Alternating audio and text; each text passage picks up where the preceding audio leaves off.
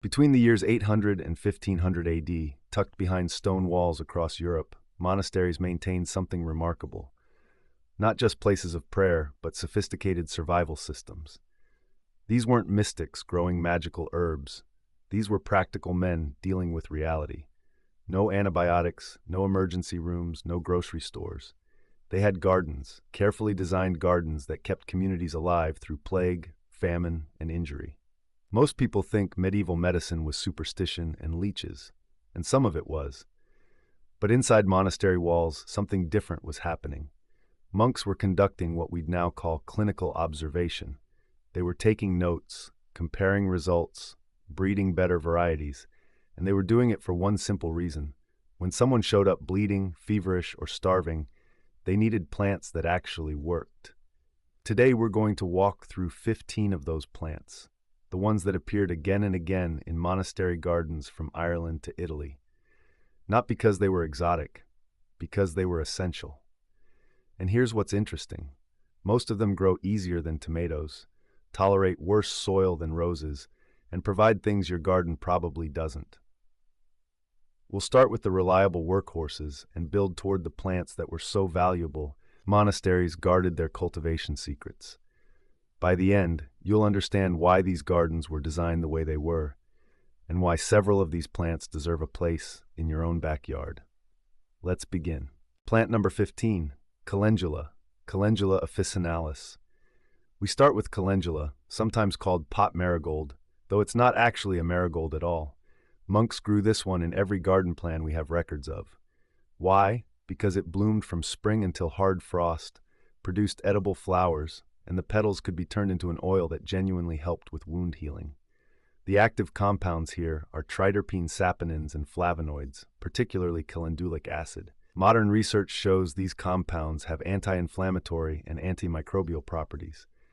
A 2009 study in the Journal of Clinical Biochemistry and Nutrition found calendula extract accelerated wound closure in animal models. Not magic, just effective cell proliferation support. Monks would pack fresh calendula petals into oil, usually olive or rendered animal fat, and let it infuse in sunlight for 2 weeks. The resulting salve was used on cuts, burns, and chapped skin. It was particularly valued in winter when other fresh herbs weren't available. Calendula grows in USDA zones 2 to 11. It wants full sun, but tolerates partial shade. Average garden soil is fine. In fact, too much fertility makes it produce more leaves and fewer flowers. The common mistake? Overwatering. Calendula is Mediterranean in origin. It prefers to dry out between waterings. Who should avoid it? People allergic to the Asteraceae family, ragweed, chrysanthemums, daisies. Pregnant women should avoid internal use, though topical application is generally considered safe. Expect modest results. This isn't going to heal a serious wound overnight, but it does support the skin's natural healing process and reduces inflammation noticeably. Plant number 14, sage, Salvia officinalis. Common garden sage. Monks didn't just use this for cooking. The Latin name salvia comes from salvare, to save or to heal. That wasn't poetic exaggeration. Sage contains thujone, rosmarinic acid, and several volatile oils that have antimicrobial properties. Medieval monks used sage primarily as a mouth rinse and throat gargle. They'd steep fresh leaves in wine or water, strain it, and use it for oral infections, sore throats, and bleeding gums. Modern studies back this up. A 2009 trial published in Deutsche Zahnarztliche Zeitschrift found that sage extract was as effective as chlorhexidine mouthwash for reducing oral bacteria. Sage was also dried and burned in sick rooms, not for spiritual reasons, but because they observed it seemed to purify the air. We now know the smoke contains compounds that are antimicrobial. The Salvia genus is being studied today for cognitive support, particularly for memory in aging populations. Preparation. Monks use 2 to 3 fresh leaves per cup of hot water, steeped for 10 minutes.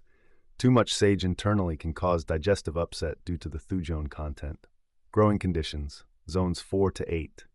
Sage is from the Mediterranean, so it wants full sun, excellent drainage, and slightly alkaline soil.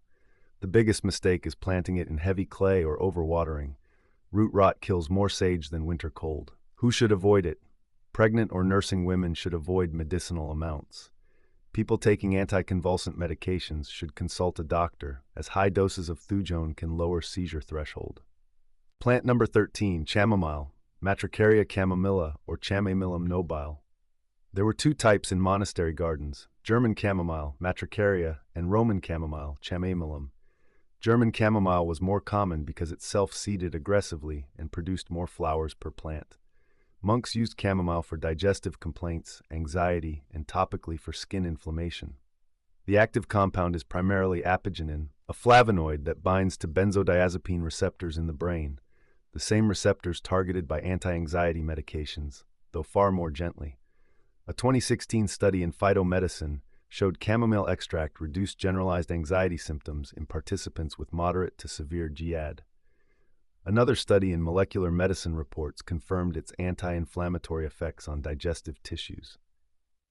Traditional preparation: 1 tablespoon of dried flowers per cup, steeped covered for 10 to 15 minutes. Covering is essential. The volatile oils that carry the therapeutic compounds evaporate quickly. Growing notes: German chamomile is an annual, zones 2 to 9. Roman chamomile is a perennial, zones 4 to 9. Both want full sun and moderate water. They tolerate poor soil better than rich soil. The mistake people make is harvesting at the wrong time. You want flowers when they're fully open but before the petals droop. Who should avoid it?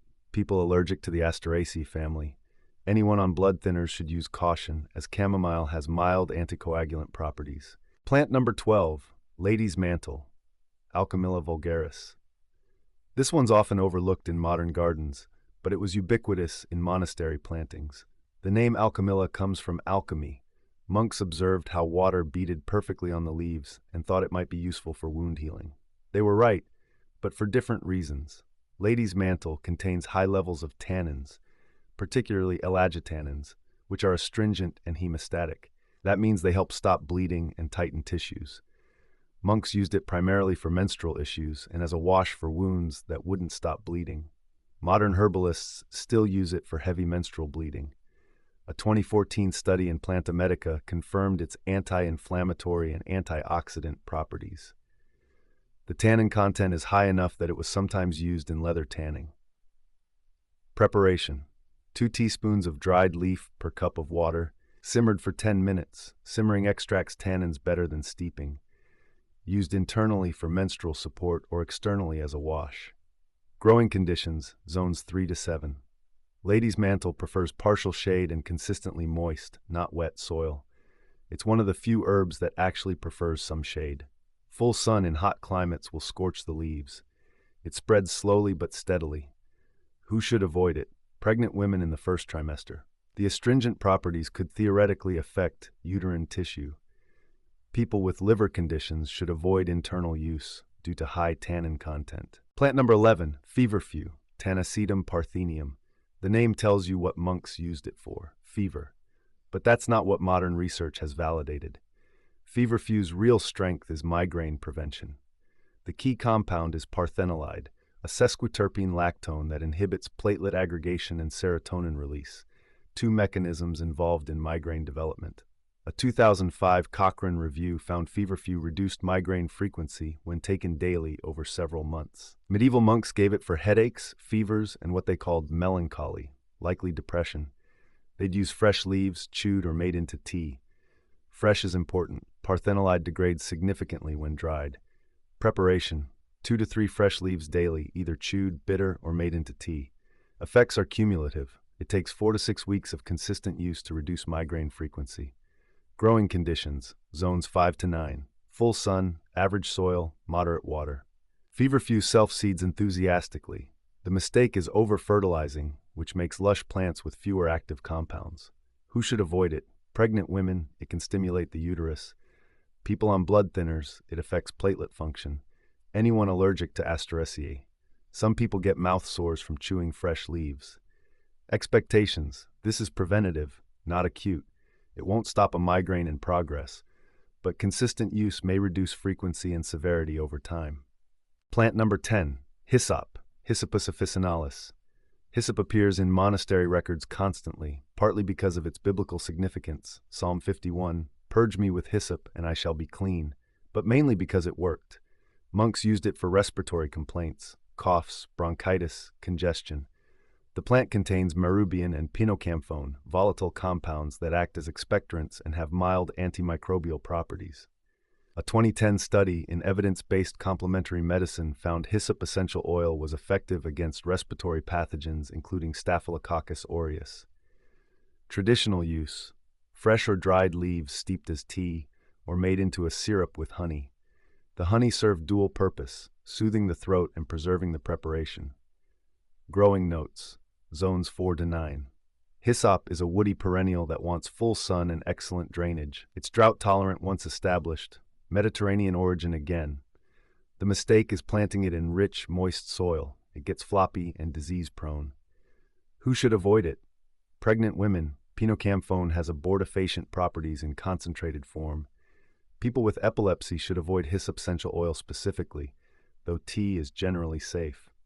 Anyone on seizure medications should consult a physician. Plant number 9, lemon balm, Melissa officinalis.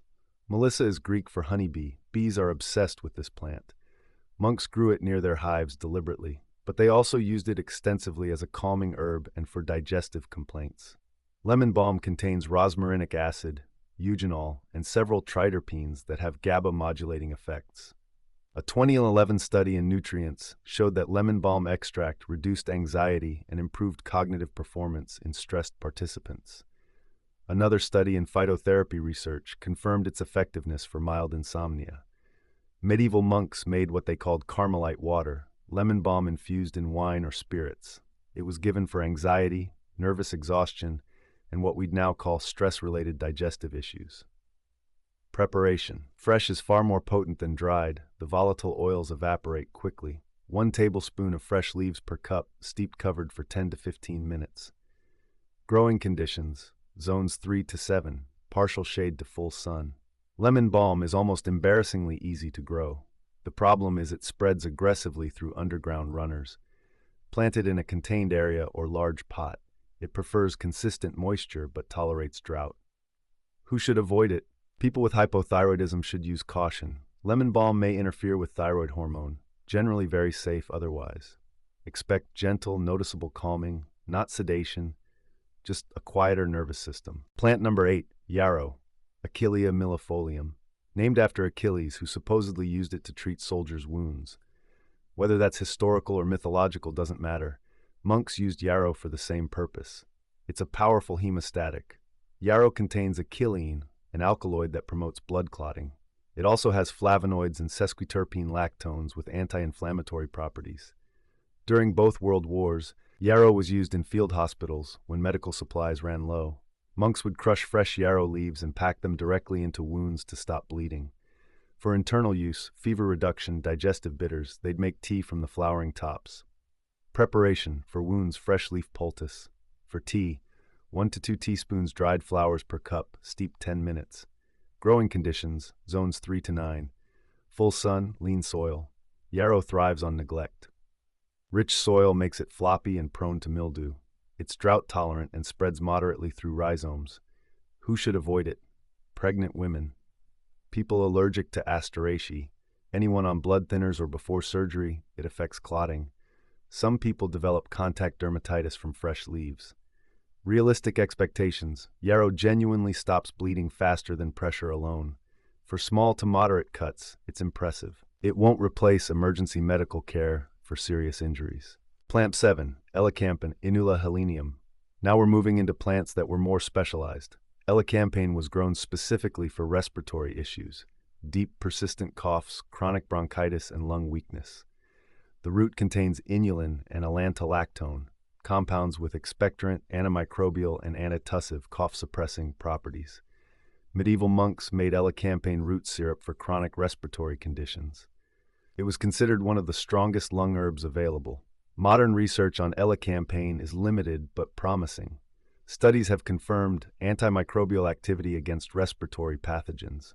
Traditionally, it was used for what we'd now call chronic bronchitis or lingering post-infection cough.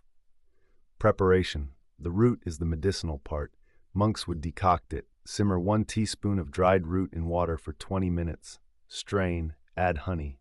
Taken by the spoonful. Growing conditions: zones 3 to 8. Elecampane is a large perennial, 5 to 6 feet, that wants full sun and deep, moist soil. The root can go down 3 feet. It needs space. The mistake is planting it in shallow or dry soil. It won't develop the medicinal root properly. Who should avoid it? Pregnant women, people allergic to Asteraceae. Large doses can cause vomiting. It's a strong herb. This isn't for occasional coughs. This is for persistent respiratory issues. And it takes patience. The root needs 2 to 3 years of growth before it's harvestable. Plant number 6, betony, Stachys officinalis. Betony was so revered in monastery gardens that there's a medieval saying, "Sell your coat and buy betony." Why? Because it was used for head pain, tension, and what we'd now call anxiety-related headaches. The plant contains stachydrine, tannins, and flavonoids. While modern research on betony is sparse, traditional use was consistent. Headaches with tension, particularly those related to stress or anxiety. Monks also used it as a nerve tonic. Preparation: aerial parts, leaves and flowers, dried and steeped as tea. 1 to 2 teaspoons per cup, 10 to 15 minutes. Taken regularly, not just when symptoms appeared. Growing conditions: zones 4 to 8, partial shade to full sun.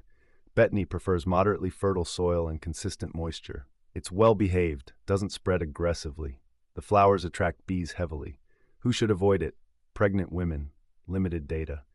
People with hypotension should use caution, as it may lower blood pressure. Expectations: this is subtle. You're not going to feel it in 30 minutes. But people who used it consistently reported fewer tension headaches over weeks. Modern herbalists still prescribe it for this exact purpose. Plant number 5, woad, Asatis tinctoria. Here's where we start seeing plants that had dual purposes. Woad was primarily grown for dye, the blue pigment used in cloth before indigo became available, but monks also discovered it had medicinal properties. Woad leaves contain icin, indirubin, and tryptantharin, compounds with antimicrobial, anti-inflammatory, and even antiviral properties. Recent research has focused on its potential against herpes viruses and certain bacterial infections. Medieval monks made woad leaf poultices for wounds that showed signs of infection. They also used it for what they called foul ulcers, likely infected skin conditions. Preparation: fresh leaves crushed into a poultice. Internal use was rare and not recommended now. Growing conditions: zones 4-8. Woad is a biennial that wants full sun and good drainage. First year, leaves. Second year, flowers and seeds. It can self-seed aggressively. It's actually invasive in some western U.S. states. The root goes deep, 6 feet, making it drought-tolerant but hard to transplant. Who should avoid it? Internal use is not recommended without professional guidance. Woad is historically fascinating and has confirmed medicinal compounds, but it's not a beginner herb. Its value in monastery gardens was largely the dye production, with medicine as secondary benefit. Plant number 4, blessed thistle, Nicus benedictus. The name tells you how monks felt about this plant. Benedictus, blessed. It was considered one of the most valuable digestive herbs available, particularly for poor appetite and weak digestion. Blessed thistle contains terpene lactone that stimulates digestive secretions, saliva, stomach acid, bile, and pancreatic enzymes. It's an extremely bitter herb. Medieval monks used it for people recovering from illness who couldn't eat, or for chronic weak digestion. Modern herbalists still use blessed thistle as a digestive bitter. The mechanism is well understood. Bitter compounds on the tongue trigger the vagus nerve, which stimulates the entire digestive cascade. Preparation: dried leaves or flowering tops. Very small amount, 1/4 to ½ teaspoon per cup, steeped 10 to 15 minutes. Taken 15 to 30 minutes before meals. It's extremely bitter. Some people can't tolerate it. Growing conditions: zones 5 to 9, annual, full sun, moderate water, average soil. It self-seeds readily. The plant is thorny. Wear gloves when harvesting. Who should avoid it? Pregnant women. It can stimulate the uterus. People with stomach ulcers. The bitterness stimulates acid production. Anyone allergic to Asteraceae. Realistic expectations: this genuinely improves digestion if your problem is insufficient digestive secretions. It won't help with acid reflux or irritable bowel. It's very specific in its action. Plant number 3, Angelica, Angelica archangelica. Angelica was considered near miraculous in monastery gardens. The name comes from its legendary discovery by an angel, or so the story goes. Reality is almost as impressive. The root contains furanocoumarins, essential oils, and bitter compounds. It's a powerful digestive tonic, expectorant, and antimicrobial. Medieval monks used it for digestive weakness, respiratory infections, and even epidemic diseases. During plague years, angelica was one of the most sought-after herbs. Modern research has confirmed antimicrobial properties and digestive stimulating effects. The furanocoumarins may have antiviral properties, though more research is needed. Preparation: root decoction. 1 teaspoon dried root simmered 20 minutes. Taken before meals for digestion or during respiratory illness. Growing conditions, zones 4 to 7. Angelica is a biennial or short-lived perennial that wants partial shade, rich soil, and consistent moisture. It can grow 6 to 8 feet tall. The root is the medicinal part, but takes 2 years to develop. Once it flowers, second year, the plant dies. You can delay flowering by cutting flower stalks, which extends the plant's life. Who should avoid it? Pregnant women. Diabetics, it may affect blood sugar. People with photosensitivity, furanocoumarins increase sun sensitivity. Anyone on blood thinners or before surgery. Angelica is powerful. It's not a casual backyard herb, but it was absolutely essential in monastery medicine. Plant number 2, valerian, Valeriana officinalis. Valerian was the sleep aid of the medieval world. The root contains valerianic acid, which modulates GABA receptors, the same neurotransmitter system targeted by modern sleep medications and anti-anxiety drugs. Multiple clinical trials have confirmed valerian's effectiveness for insomnia. A 2006 meta-analysis in Sleep Medicine Reviews found valerian improved sleep quality without the hangover effect of pharmaceutical sleep aids. It's not fast-acting like Ambien. It takes 2 to 4 weeks of consistent use for full effect. Monks used valerian root primarily for insomnia and nervous tension. They'd make a decoction or tincture, alcohol extraction, of the dried root. Preparation: 1 teaspoon dried root per cup, simmered 15 minutes. Taken 1 to 2 hours before bed. The tea smells terrible, like dirty socks. The tincture is more tolerable. Growing conditions, zones 4 to 7. Valerian wants partial shade to full sun and consistent moisture. It's a large perennial, 4 to 5 feet, that spreads slowly. The root is the medicinal part and takes 2 years to develop potency. You want second-year or older roots. Who should avoid it? Pregnant women, people on sedative medications. About 10% of people have a paradoxical reaction. Valerian makes them anxious and jittery instead of calm. If you're in that group, discontinue. Realistic expectations. This is real. Valerian genuinely improves sleep for most people, but it's cumulative. Don't expect instant results. Plant number 1, comfrey, Symphytum officinale. This is the plant monastery gardens were famous for. Comfrey, the monks called it knit bone. Comfrey contains allantoin, a compound that promotes cell proliferation. It literally speeds up tissue healing. Modern studies have confirmed what monks knew. Comfrey accelerates healing of bruises, sprains, fractures, and wounds. A 2013 study in phytotherapy research found comfrey cream healed ankle sprains significantly faster than placebo. But here's the complication. Comfrey also contains pyrrolizidine alkaloids, PAs, which are toxic to the liver.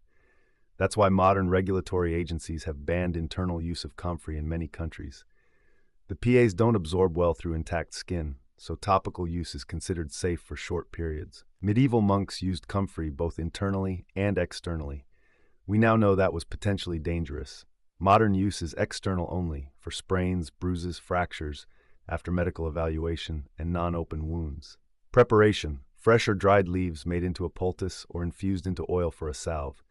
Applied to the affected area for 10 to 14 days maximum.